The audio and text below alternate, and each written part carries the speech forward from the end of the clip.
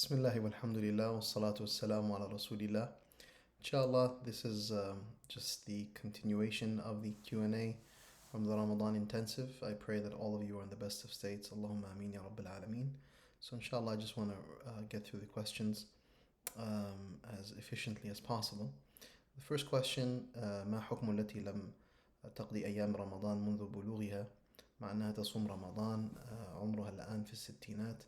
So this is a question about someone who did not, the sister who's asking about not having completed many days of fasting when she was younger, and now this woman is in her 60s. The question is, what is to be done now?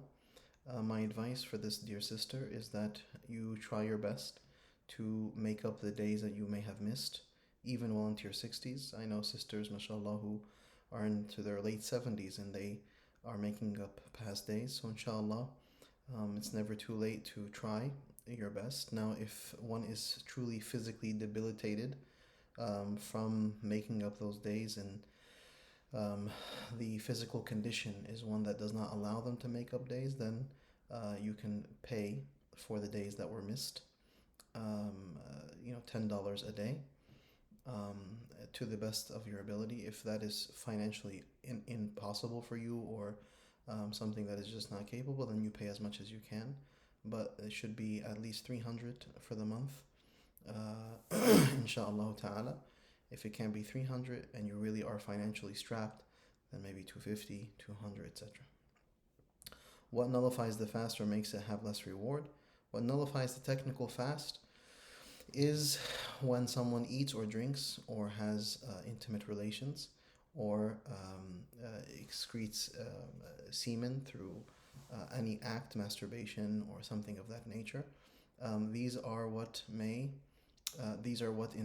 the fast, and so we should certainly stay away from these things. But committing acts of sin it's sinful and it breaks the spiritual fast, but it does not invalidate the technical fast. So if someone looks at something they shouldn't look at, it's a sinful act, it's a harmful act, it certainly has harmed their spiritual fast, but it does not invalidate the fast. So invalidation is food, drink,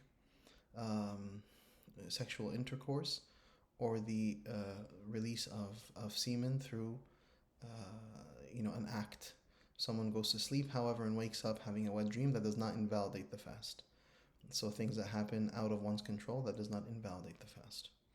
Can you give extra zakat than you owe to someone zakat eligible and count it towards your future zakat? Yes, you can do that, inshallah. I don't necessarily have a fiqh question. My question is more related to our current reality of experiencing a COVID Ramadan with masajid either closed or open partially. What advice do you have to effective, impactful tarawih at home? My advice would be that first off, we understand that the Prophet ﷺ advised us to turn our homes into masajid. So we should create a space, even if it's the equivalent of just one prayer rug or a section of a room or an entire room, but create a space known as your musalla area, and try to pray all your prayers in that room, and try to spend time there reading Quran, making dhikr, making dua, praying your tarawih. Create that space intentionally, and that way, inshallah, you create a beautiful spirituality in your home. Play the adhkar, have a Quran playing during the day. Keep some nice lighting on, maybe a candle or a nice light. Burn some incense. Create a nice aura, a nice space that is very inviting, spiritually inviting.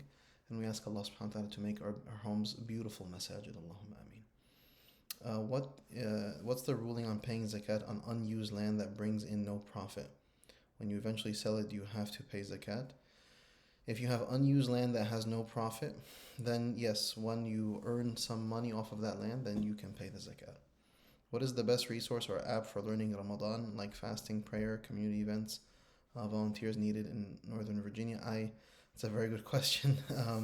The best resource or app for learning about Ramadan, I don't have a good answer for that. But mashallah, if you go on Facebook, there are so many resources. Al Madina Institute, Prophetic Living, and many others, mashallah, who are doing wonderful work. I'm sure you can find some good resources, bi'idhnillah. Every year, my husband is terrible in Ramadan, picking fights and making trouble. I think partially because he smokes and he has to wait for that. It troubles me every year. How can I get away from this distraction and hardship? May Allah subhanahu wa ta'ala make it easy for you, my dear sister. I would say that it's important that you be patient. Try to stay away from him as much as you can in that regard. Try to not get in his way. Try to just minimize the other by not getting into too many heavy conversations with him. And know that your patience is a form of ibadah. Your patience is a form of worship. Now, if he is a vile, harmful, abusive in a real nasty way, this is something that certainly requires some looking into. If someone is physically abusive, financially abusive, deeply emotional abusive, you're in a harmed state, then I would say, certainly seek out the requisite help. But if this is just someone who kind of is a little tempered in his disposition, gets angry, says some things out of line, then just like I said, try to do your best to stay away from him in those times, and just focus on your ibadah ma Allah. Make dua for him that Allah soothes his heart and calms him and guides him, Ya Rabbil Alameen. May Allah subhanahu wa ta'ala protect our families, bless our marriages, bless our children, Allahumma ameen, Ya Rabbil Alameen. In case of illness, what is the best way to pay the days one's was unable to fast? Once again, like I said, just $10 a day for every day that was not fasted, and you should pay it to the fuqara, those who are in need of food. How are jinn different from shayateen? They're cut from the same cloth, if you will. The jinn function slightly different from shayateen. Jinn are not always inherently evil in their disposition, but shayateen are. Those are one of the designations, distinctions. But these are the longer question of theology, so inshallah maybe in a session we can address that bi-idhnillahi ta'ala. Assalamu alaikum, Shaykh. What do you advise on relationship with family, meaning sisters and brothers, who does not talk? Even I send them a message for forgiveness and I don't get any response. I did my part, but still every time I think of them it disturbs me. These are very difficult situations when you have challenging family relations. All you have to do is try your best to maintain the bonds of kinship. Check up on people, make dua for them, reach out to them, see how they're doing.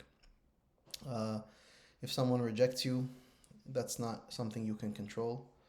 It is not in your control to control the heart. We have no control over the hearts. Allah subhanahu wa ta'ala controls the heart. So we just do our best. We make dua for reconciliation, and we ask Allah subhanahu wa ta'ala to strengthen the bonds of our families. It's never easy. But إنك لا تهدي من أحببت ولكن الله يهدي من يشاء. We don't guide the ones we love. Allah guides the ones He wills.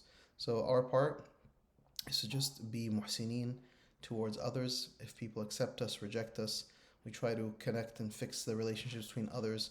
Sometimes you can fix them, sometimes you cannot, but make dua and try your best and be sincere. Please, is the consumption of CBD for anxiety haram? If by CBD you mean marijuana, it is haram.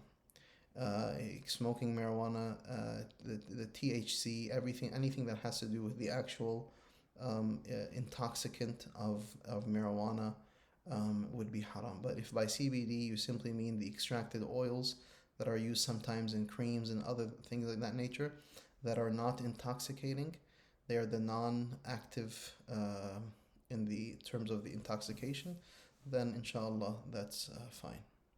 How do I focus on my mind? What do I do? How do I focus my mind, and what do I do when food comes in? I think of food. This is mujahada. It's important to understand that fasting is not meant to be easy. It's meant to be a challenge, and so sometimes we will be challenged, but we be patient and we try our best. It's always important that when you're not busy, then the mind will wander and start to think of things, but be busy and productive with meaningful things. Reading Quran, making dhikr, watching a lecture, visiting someone, checking up on someone, seeing how you can help others in the community. So the more proactive you are, inshallah, the more productive, and then the less distracted you'll be, the less prone you'll be to thinking about the things that you don't want to think about. Is it okay to take prescription medication while fasting during Ramadan? No. Even with a small amount of water, no. This will invalidate your fast. So if you need to take prescription medication, I would say take it after Maghrib and before Fajr. If you need to take it during the day and you have no other choice, then you don't have to fast. But make sure that this is something you have to do. Don't just assume, confirm that this is something you have to do during the day of Ramadan. If you have to do it, then inshallah, you don't have to fast and you make up those fasts when you can. My question was not whether can tarawih on Zoom, it's while praying yourself. Can you do rak'at listening to Qari reciting in the ayah in your rak'at? As I mentioned, yes, you can do this inshallah. It's most recommended that you read the Arabic yourself, read the transliteration yourself. If worse comes to worse and you really are struggling to recite on your own and you need some support, now it's not just a matter of listening, you have to actually enunciate. So even if you're listening to a listening aid, you would have to say Bismillahir Rahmanir Rahim. Use your own tongue and your own words in recitation. So the best way of approaching Ramadan, this is a long question. I would say, continue your regular routine while adding on extra acts of worship in terms of salah, reading Quran, especially if you have a good routine or an okay routine. I would certainly try to shift my routine so that I'm more awake before Fajr and during Fajr and after Isha, so that you're able to make the requisite worship in those sacred times. If, however, you are not awake in those times because of work or some other circumstance, then try to make sure that you're praying and you're reading Quran in the times that you can throughout the day.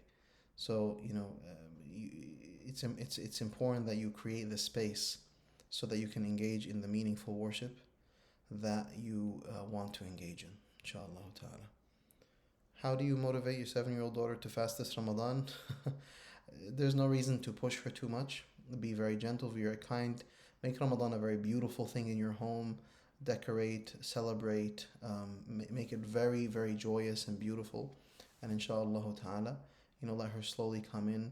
You can entice her by telling her, let's fast maybe half the day, or and I'll give you something inshallah. But there's no obligation for her to fast the day of 7. So it's all about beauty and positivity and joy and gifts.